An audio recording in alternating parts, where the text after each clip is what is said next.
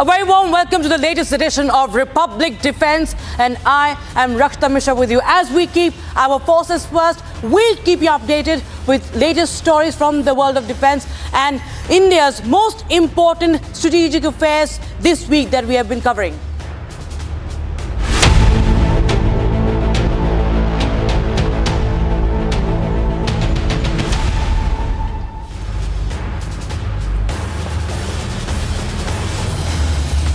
This is the China's latest threat, or we could say that it could be a way of provocation.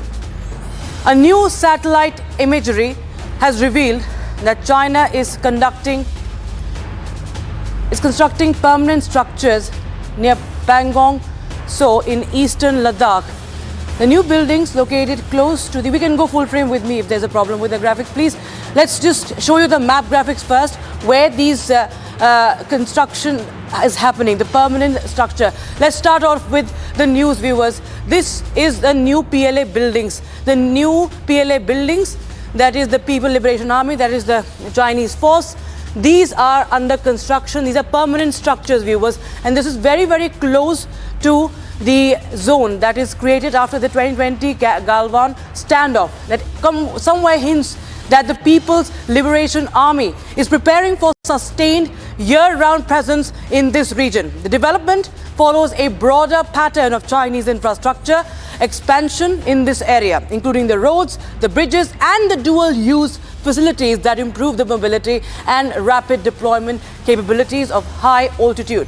Now, while the territory has remained under Chinese control since the 1962 conflict, experts say the move to permanent construction amounts to Beijing's intent to consolidate its hold, even as military disengagement talks with India continue.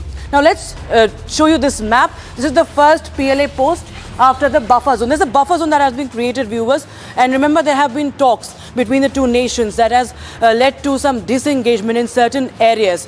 Now, this is well within the Chinese territory, but yes, we will be showing you where this is the buffer zone, and here are the buildings. But the fact that it is very, very close to the region that is controlled by India.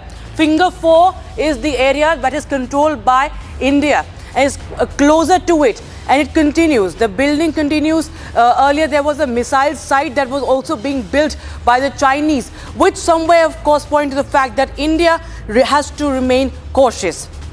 And story number 2, as far as China is concerned, is the CPEC, how India has now objected to Chinese infrastructure activity in the Shaksam Valley, which of course India says is part of its own country, its own land. It's a strategically sensitive high altitude region north of the Siachen Glacier that New Delhi maintains is Indian territory.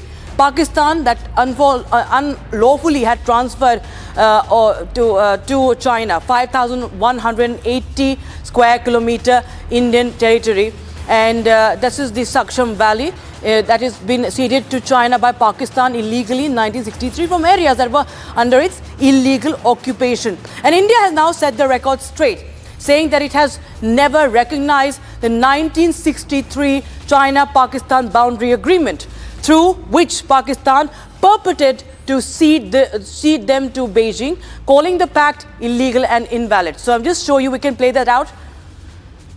And India has issued this formal protest over China's construction of the roads.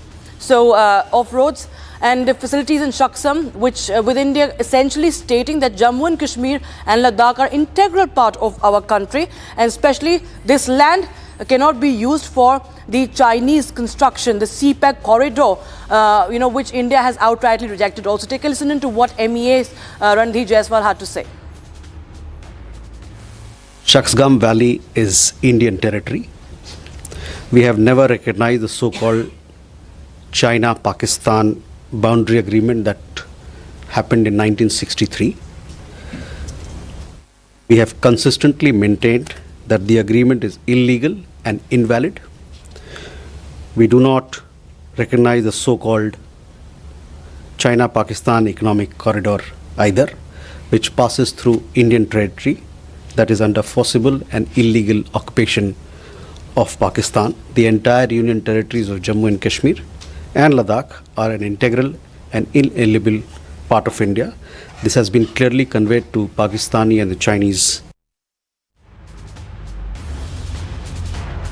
We had Defence Expert Major General K.K. Sinha joining us on the broadcast, sir. Very good evening, sir. Good afternoon, sir, and Jai Hind to you, sir. These two, parts that we are playing out with regards to China. First of all, Shaksam Valley, the construction of CPEC corridor and CPEC related structures by China, so that has been outrightly and, of course, very rightly rejected by India.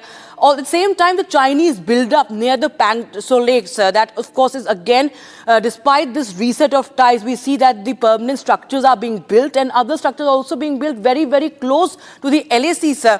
You feel that somewhere the dragon is trying to deliberately breathe down the neck and India needs to be more cautious than ever? Good morning in Jai Hind. You brought out two aspects. One is of Saskam Valley and the other is the, Sirjap 1, Sirjap 2. This is next to the Pangong Tso Lake, in that area where the construction is going on. Now coming from the Saskam Valley was ceded by Pakistan to, China in 1963, as you brought it out. 1,942 square kilometer of that area has been given. And this is over and above, that is your Aksai chain, 38,000 square kilometers. Now, through the Saskam Valley, they have got to design. Karakoram Pass passes through there, and the Gilgit-Baltistan, the CPAC, which they have, already constructed that area. They want to join it so that they can link up with the Karakoram Pass, and it is just north of our Siachen Glacier, and also the disputed area where it starts, if you say, especially in the eastern Ladakh, that area. Now, Saskam Valley, we never.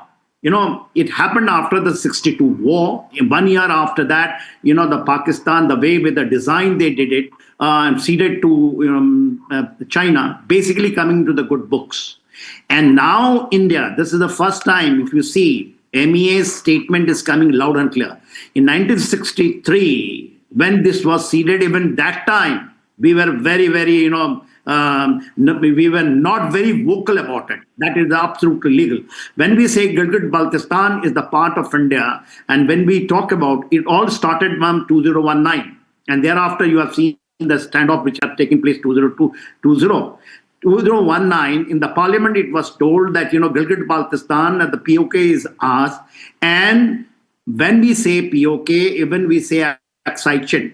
That was the first time. And then now I'm seeing this statement becoming loud and clear.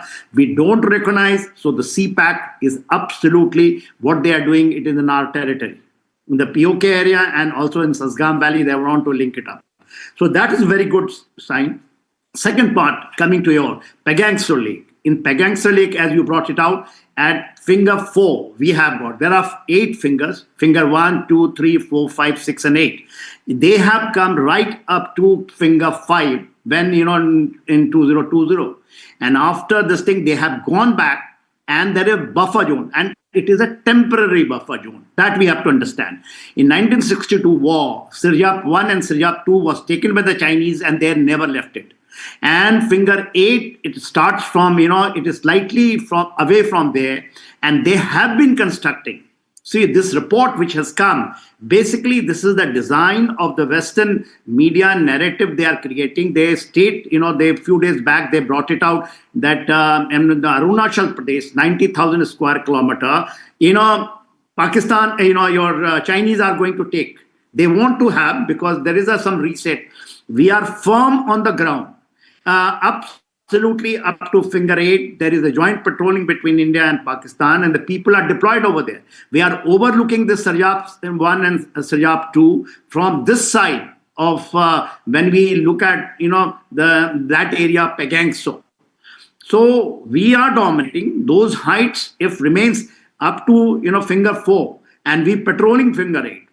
This is a old constructions which are going on. They are highlighting at this stage. And of course, we should take that thing and note We should not allow. We should take up with this with the co-commanders level. And I am very sure this must have been there. But this construction is an old construction. They are constructing a bridge across the Pangong Tso Lake, joining both the northern and the southern part of Pangong Tso. That is the point, because their garrison lies on the southern side. That is we have very much a concern. We are overlooking this area when we say, in the Ladakh, and that is the area, Kailash ranges, which we are taking, which we vacated. But I think if they do something, we will.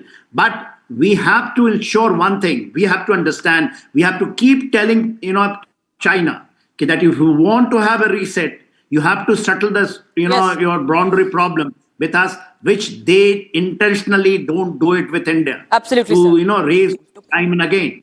That is the point. We have to settle the boundary score if they want RIC to get through. That is, the reset between India, China, Right, sir. and Russia.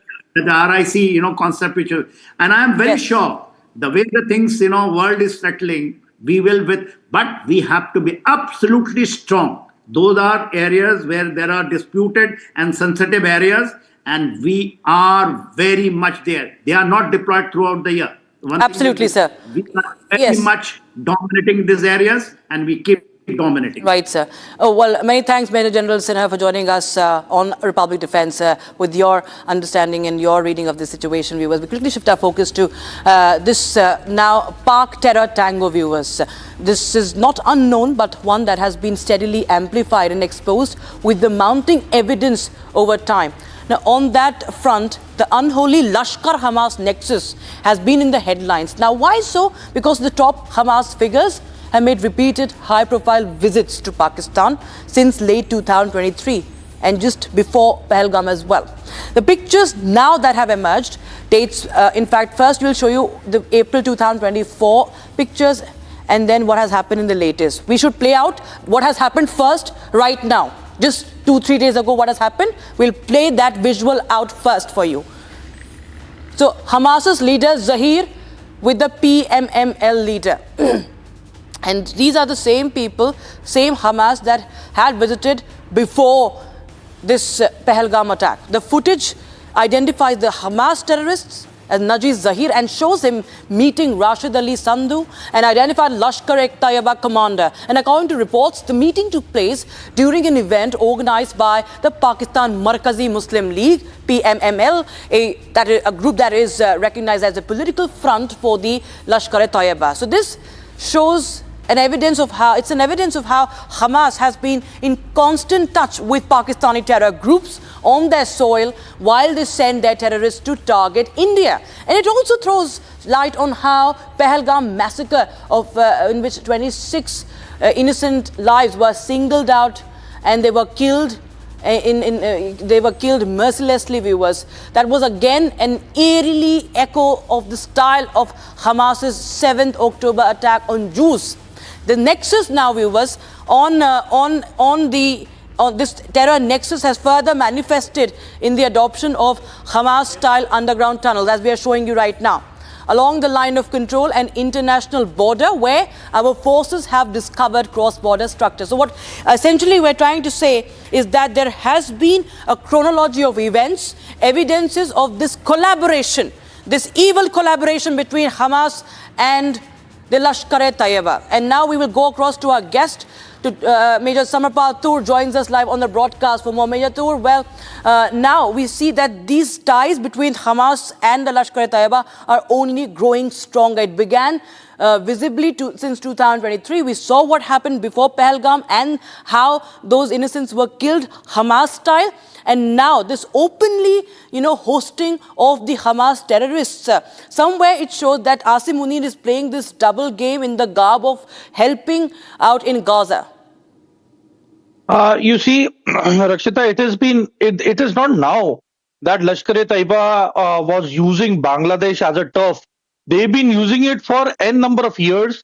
They were first dominant in Nepal, and once they realized that Nepal is more Hindu-centric nation and their operations are getting affected, they're not getting the local support. Then they moved out after the IC-814 hijacking, and they shifted their base of operation into Bangladesh. So as of now, in the crosshair of the Indian agencies is their Lashkar-e-Taiba Bangladesh module chief named Harun Izar.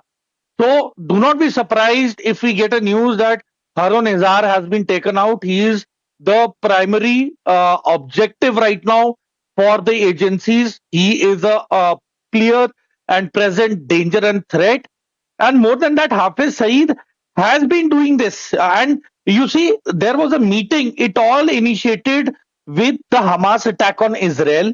Then a delegation of Hamas came in January 2025, the second week of January, and they held a meeting in Muzaffarabad in Pakistan. They were welcomed with all the media personnel and limelight focused on them. So January, they have a meeting in Pakistan. 22nd of April, they target a tourist destination in Belgaum. They target the tourist, similar to the pattern of what we saw in Israel, that a venue of music festival site was targeted, which had very limited security. So that is exactly what they did here. It is a total match. And, if you connect the dots, the pattern is same. And secondly, the terrain is mountainous, so they couldn't use gliders to move in. So they sent in terrorists, and these were part of the sleeper cell, because during winters, between end of November to you could say end of March or beginning of April, the passes are closed because of snowfall. So these were the members of the sleeper cell which were already present in the valley and were being supported by the few locals and anti-national elements supported by ISI in Pakistan. And because of that, this has resulted in Operation Sindoor. So a message has clearly been given. Bangladesh is clearly being monitored by us, and there have been a lot of RDX illegal weapons moving into Bangladesh from Pakistan. There was a certain ship which sailed from Pakistan to Bangladesh, in which there were approximately 6 to 7 people murdered, and this ship was then being monitored and being taken care by the Jaish-e-Mohammed module. And after that, if you connect the dots, the influx of RDX from Bihar and from the areas near and around Nepal and Bangladesh have actually moved into India. And then we saw the Red Fort blast which took place. There are a lot of connectivity of the sleeper cells. So you see, the Western front has been totally sealed. So this is the only alternative left for them, that is to move in from Bangladesh, especially in a place called Sylhet, because Sylhet is a bordering area which does not have much presence of Bangladesh military forces or the Bangladesh guards. And that is one of the major reasons that due to the density of the forest and the terrain, people usually cross over unchecked and undetected under the thick vegetation and the terrain. Right, sir. So you see, Rakshita, in the coming times, the borders of Bangladesh is a priority to be sealed right now and to be manned. That is why there has been an increase of military garrisons in the Chicken Neck. Absolutely. And also in and around, critical border areas of Bangladesh, which are the crossing points which have already been identified. Absolutely. So the threat, of course, is real. And with this growing terror ties, we do understand that Pakistan is resorting to new ways to push in terrorism in the country. Many thanks, Major Tur, for joining us on Republic TV, on Republic Defense. And we were now shifting our focus to how Operation Ready India is, the modernization of Indian Army. Now, it has launched a big modernization effort with a new force called Bhairav, the Bhairav Battalion, as it was announced by the Chief of Defence Staff in Kargil. 1 lakh trained operatives in 15 Bhairav battalions. Now, these units are designed to bridge the gap between conventional infantry and the elite para-special forces by specializing in fast, high-speed operations that blend traditional combat with modern technology. Soldiers for Bhairav are drawn from existing infantry regiments and they undergo specialized training, as you can see. So they can function for real-time reconnaissance and targeting on short notice, which the Indian Army describes as being ready to fight tonight. In fact, Republic Day celebrations in New Delhi this time will feature the dramatic aerial display by the fighter jets that played a key role also in Operation Sindoor, launched after the Pahalgam attack. Not just that, this Bhairav Battalion, the newly raised Bhairav Battalion, will also march down the Kartavya Path, marking its historic debut. So at a time when the centre is pushing for restructuring the defence forces, the Indian Army is carrying out one of the biggest ever transformations to meet modern warfare challenges.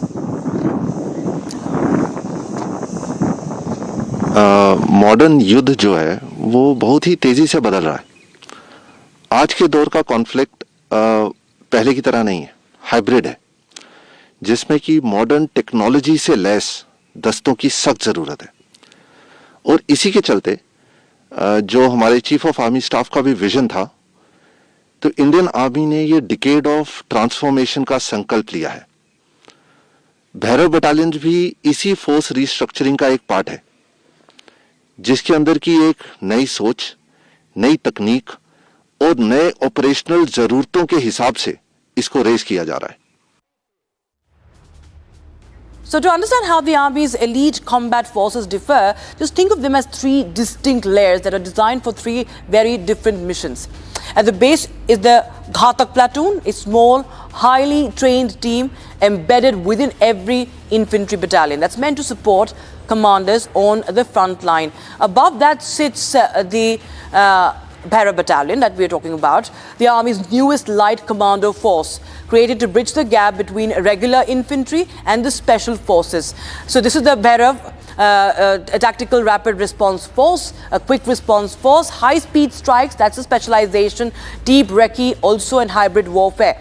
In fact, the land and heli-borne mobility is also a very, very important part of the training, and it's a larger battalion. And if you talk about Para-SF, that's much larger in comparison to Bhairav. That's a larger battalion with 600 to 800 operators, and it is deployed during operational and strategic missions, the Para-Special Forces, and they specialize in surgical strikes. They have conducted the surgical strikes, airborne assaults also, and hostage rescue as well. And they are airborne specialists with the Halo capabilities. So they are an elite force of the Indian Army. Ghatak platoon, it's a small 20 to 30 man platoon within every infantry, and it's a support unit for a battalion and the brigade as well. So it also specializes in recce, like the Bhairav battalion, so recce, but it also specializes in ambushes and demolitions as well.